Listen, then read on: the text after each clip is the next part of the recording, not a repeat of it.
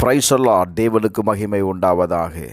ஆண்டவரும் இரட்சகருமாய் இருக்கிற இயேசு கிறிஸ்துவின் இணையற்ற நாமத்தினாலே இந்த காலவேளையில் உங்கள் யாவரையும் நான் வாழ்த்துகிறேன். இந்த நாளுக்கான தேவனுடைய வார்த்தை சங்கீதம் 146 அதிகாரம் 3 பிரபுக்களையும் இரட்சிக்க திராணி இல்லாத மனுபுத்திரனையும் நம்பாதேயுங்கள் என்று எழுதப்பட்டிருக்கிறது. இந்த காலவேளையில் நாம் யாரை நம்புகிறோம்? யாரை நம்பியிருக்கிறோம்? Praise the Lord.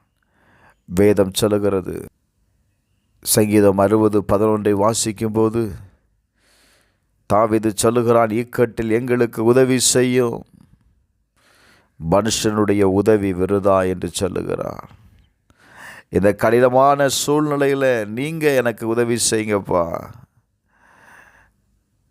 மனுஷனை நம்புவதை பார்க்கலும் கர்த்தர் பேரில் பற்றுதலாயிருப்பதே நலம் என்று வேதம் சொல்லுகிறதே. இன்றைக்கு நாம் யாரை சார்ந்திருக்கிறோம்? எதற்காக மனிதர்களை நம்புகிறோம்? கொஞ்சம் யோசித்து பாருங்க.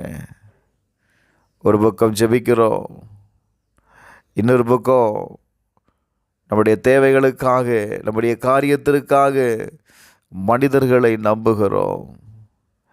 என கண்பானவர்களே, வேதத்தை கவனித்து பார்ப்பீர்களே ஆனால் 1 நாளாகமம் 16 அதிகாரம் 7, 8 நீங்கள் வாசிக்கும்போது, அக்காலத்தில் ஞான திருஷ்டிக்காரனாகிய அனானி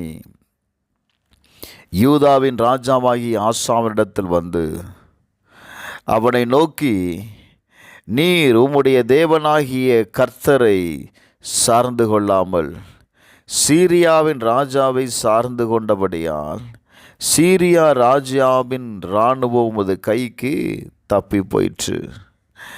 மிகவும் ஏராளமான ரதங்களும் குதிரை வீரர்களும் உள்ள எத்தியோப்பியரும் லூபியரும் மகாசேனையாயிருந்தார்கள் அல்லவா? நீர் கர்த்தரை சார்ந்து கொண்ட போதோவெனில் அவர்களை உமது கையில் ஒப்பு கொடுத்தாரே. என கண்பானவர்களே, அவனை சுற்றிலும் மகாசேனையாய் நின்ற யுத்தத்திற்கு அவன் கர்த்தரை சார்ந்து கொண்ட போது கர்த்தர் அவர்களையெல்லாம் அவன் கையில் ஒப்பு கொடுத்தார். ஆனால் இப்பொழுது அவன் என்ன செய்கிறான்? தேவனாகிய கர்த்தரை சார்ந்து கொள்ளாமல் சீரியாவின் ராஜாவை சார்ந்து கொண்டபடியினால் சீரியா ராஜாவின் இராணுவம் அவனுடைய கைக்கு தப்பி போயிற்று.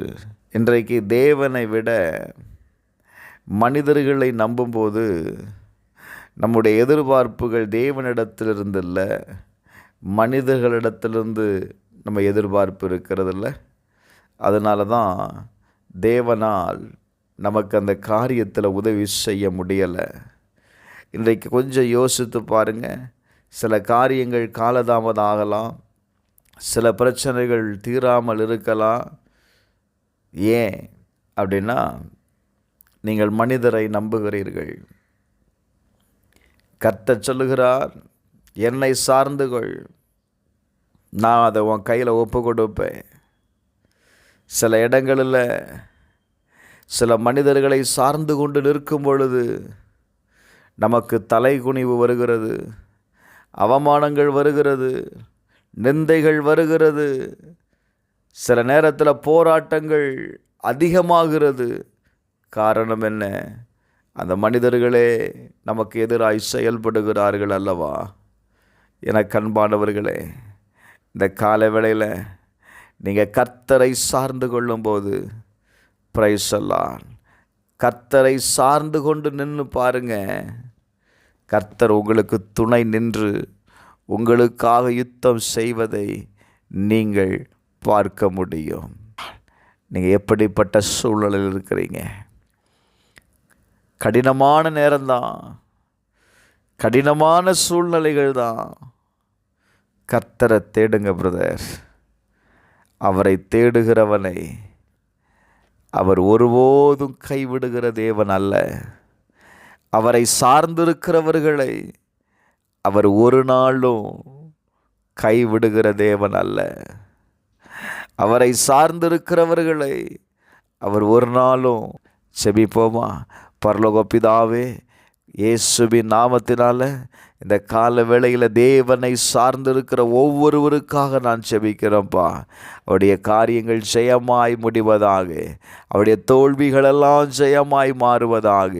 இயேசுவின் நாமத்தினால ஒரு அற்புதம் உண்டாகட்டும். செபிக்கிறேன் நல்ல பிதாவே. ஆமென், ஆமென்.